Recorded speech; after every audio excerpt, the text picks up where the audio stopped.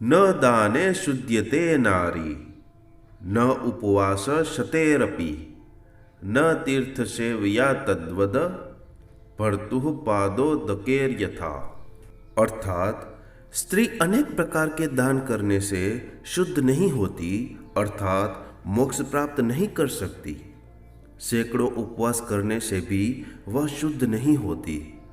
अनेक तीर्थों की यात्रा करने के बाद भी वह शुद्ध नहीं होती। वह तो केवल पति चरणों की सेवा से ही शुद्ध हो सकती है, अर्थात मोक्ष प्राप्त कर सकती है।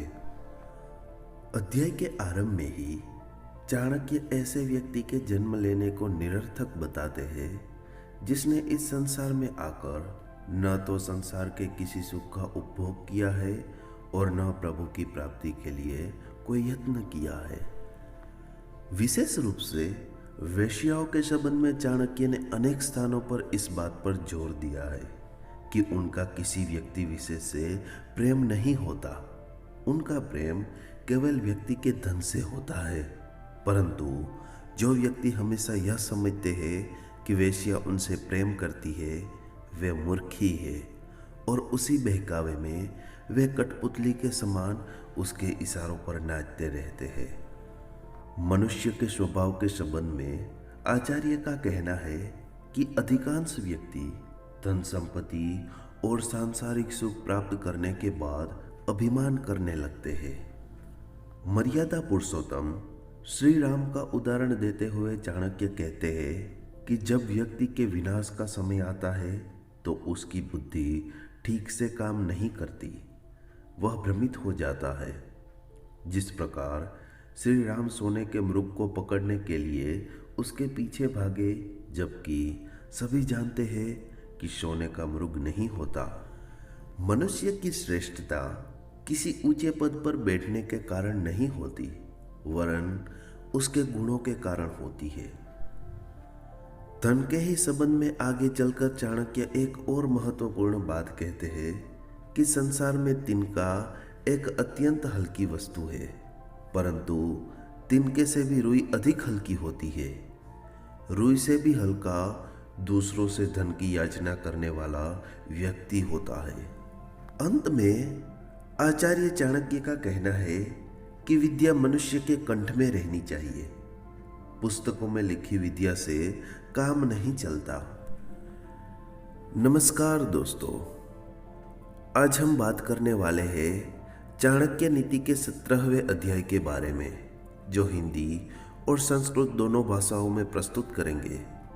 तो आपका ज़्यादा समय बर्बाद न करके हम वीडियो को शुरू करते हैं। अतः सप्तदशोऽध्यायः। पुस्तक प्रत्याधितम नादितम गुरुसन्निधो सभा मध्ये नसो बनते जार गर्भा इव स्त्रियः। अर्थात जिन व्यक्तियों ने गुरु के पास बैठकर विद्या का अध्ययन नहीं किया, वरन पुस्तकों से ही ज्ञान प्राप्त किया है, वह विद्वान लोगों की सभा में उसी तरह सम्मान प्राप्त नहीं करता जिस प्रकार दुष्कर्म से गर्भ धारण करने वाली स्त्री का समाज में सम्मान नहीं होता। क्रूते प्रतिकृतं कुर्याद हिंसने प्रतिहिंसनम तत्र दोषो न पतति दुष्टे दुष्टम समाचरेत। अर्थात जो जैसा करे उससे वैसा बरते।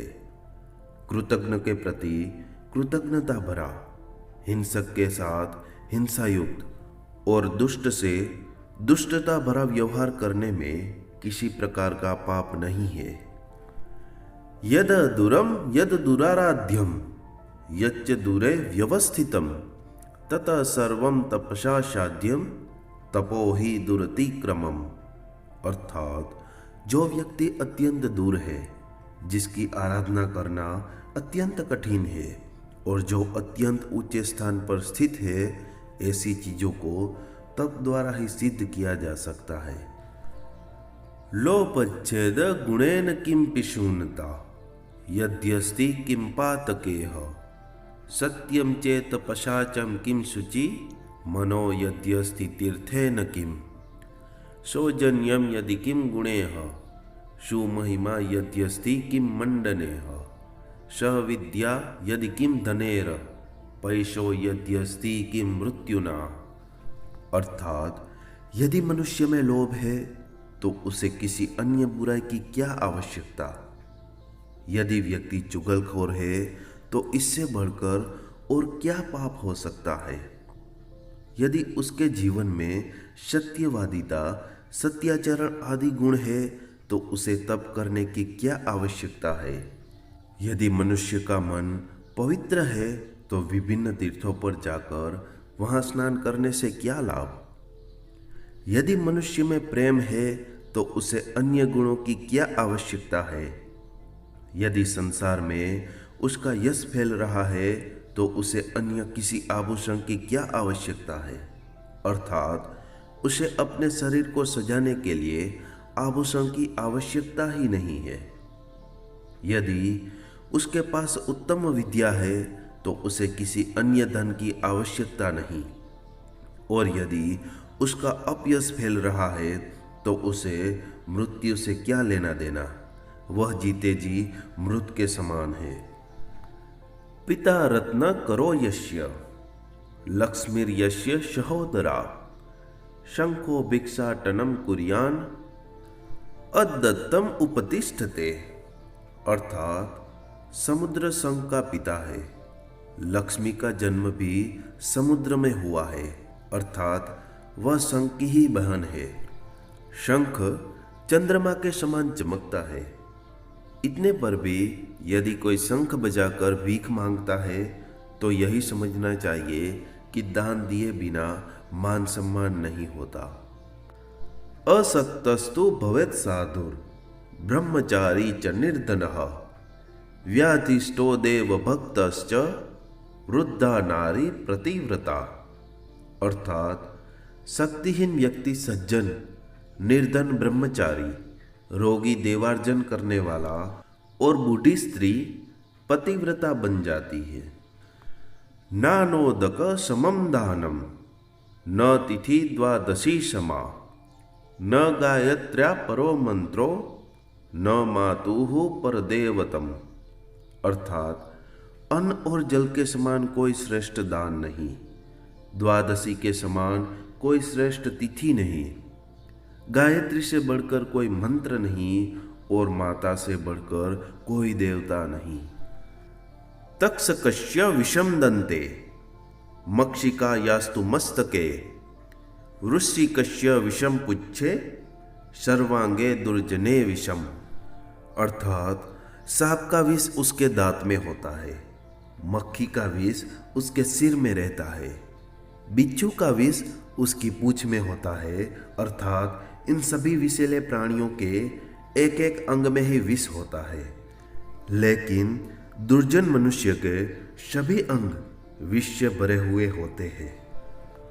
पत्युराग्नम विना नारी उपोष्य व्रतचारिणी आयुष्यम हरते भर्तुः सा नारी नरकम व्रजेत। अर्थात पति की आज्ञा के बिना जो स्त्री उपवास रूपी व्रत करती है वह अपने पति की आयु को कम करने वाली होती है। वह स्त्री नरक में जाती है, उसे महान कष्ट भोगने पड़ते हैं। न दाने शुद्ध्यते नारी न उपवास शतेरपि न तीर्थ सेवया तद्वद भर्तुः पादो दकेर यथा।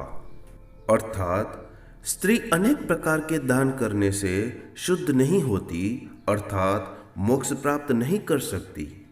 सैकड़ों उपवास करने से भी वह शुद्ध नहीं होती। अनेक तीर्थों की यात्रा करने के बाद भी वह शुद्ध नहीं होती। वह तो केवल पति चरणों की सेवा से ही शुद्ध हो सकती है, अर्थात मोक्ष प्राप्त कर सकती है। दानेन पाणिर्न तु कंकणेन स्नानेन शुद्धिर्न तु चंदनेन मानेन तुप्तिर्न तु भोजनेन ज्ञानेन मुक्तिर्न तु मंडनेन। अर्थात हाथ की शोभा कंगन पहनने से नहीं वरन दान आदि देने से होती है। शरीर की शुद्धि स्नान करने से होती है, चंदन लगाने से नहीं। मनुष्य की तृप्ति आदर सम्मान से होती है, भोजन से नहीं, और मनुष्य को मोक्ष ज्ञान से होता है, चंदन आदि के तिलक लगाने से नहीं। सद्यः प्रज्ञा हरा तुंडी, सद्यः प्रज्ञा करी वचा, सद्यः शक्ति हरा नारी, सद्यः शक्ति करम पयः। अर्थात कुदरू खाने से तत्काल मनुष्य की बुद्धि नष्ट होती है, वज खाने से तत्काल बुद्धि बढ़ती है, नारी शीघ्र ही शक्ति का हरण करती है और दूध पीने से उसी क्षण बल प्राप्त होता है। परोपकरणम येषाम जागर्ति हृदये सताम, नश्यन्ति विपदस्तेषाम संपदः स्यु पदे पदे। अर्थात जिन सज्जन लोगों के दिल में दूसरों का उपकार करने की भावना जागृत रहती है, उनकी विपत्तियां नष्ट हो जाती है और पग पग पर उन्हें धन संपत्ति की प्राप्ति होती है। आहार निंद्रा भय मैथुनम च, सामान्य में ततः पशुभिर नराणाम, धर्मो हि तेषामधिको विशेषो, धर्मेण हीनः पशुभिः समानः। अर्थात भोजन करना, नींद लेना, भयभीत होना और मैथुन अर्थात संतान की उत्पत्ति करना, यह सब बातें मनुष्य और पशु में एक जैसी होती है। मनुष्य में पशुओं की अपेक्षा धर्म ही ऐसी विशेष वस्तु है जो उनसे अधिक होती है। यदि मनुष्य में धर्म न हो तो वह पशु के समान है। दानार्थिनो मधुकरा यदि कर्णतालेर, दूरीकृताः करीवरेण बदान्त बुद्ध्य, तस्यैव गण्ड युगमण्ड हानिरेषा, भृगाः पुनर्विकच पद्मवने वसन्ति। अर्थात यदि मद में अंधा हाथी अपनी मंद बुद्धि के कारण अपने मस्तक पर बैठे हुए मद पीने के इच्छुक भौरों को अपने कान फफड़ाकर दूर भगा देता है, तो इसमें भौरों की कोई हानि नहीं होती। वे जाकर खिले हुए कमलों पर बैठ जाता है, उन्हें वहां से रस मिल जाता है, परंतु ऐसा करने से हाथी के गंड स्थल की ही शोभा नष्ट होती है। राजा वेश्या यमो अग्निस्त, अस्करो बाल याचको, पर दुखम न जानन्ति, अष्टमो ग्राम कंटकः। अर्थात राजा, वेश्या, यमराज, अग्नि, चोर, बालक, याचक और ग्रामीणों को सताने वाले ये 8 बड़े ही कठोर होते हैं। ये दूसरों के कष्टों को नहीं समझते। अधः पश्यसि किम वृद्धे, पतितं तव किम भुवि, रे रे मूर्ख न जानासि, गतम तारुण्य मौक्तिकम। अर्थात किसी अत्यंत बूढ़ी स्त्री को जिसकी कमर बुढ़ापे के कारण झुक गई थी, उसे देखकर कोई युवक व्यंग करते हुए पूछने लगा, हे वृद्धे, नीचे क्या ढूंढ रही हो? क्या पृथ्वी पर तुम्हारी कोई चीज गिरी पड़ी है? तुम्हारा कुछ खो तो नहीं गया? उस व्यंग को सुनकर बूढ़ी औरत ने कहा कि अरे मूर्ख, तू नहीं जानता कि मेरा यौवन रूपी मोती खो गया है, मैं उसी को ढूंढ रही हूँ। व्यालाश्रयापि विफलापि संकटकापि, वक्रापि पंकील भवापि दुरासदापि, गंधेन बंधु रसिकेत की सर्वजंतोर, एको गुणः खलु निहंति समस्त दोषान। अर्थात हे केतकी, तुझ में सांप लिपटे रहते हैं, फल भी नहीं लगते, कांटे भी है और वक्रता भी है। इसके अतिरिक्त तेरा जन्म कीचड़ में होता है और तू सरलता से प्राप्त भी नहीं होती। इतना सब कुछ होने पर भी तेरे में जो गंध है वह सब प्राणियों को मोह लेती है।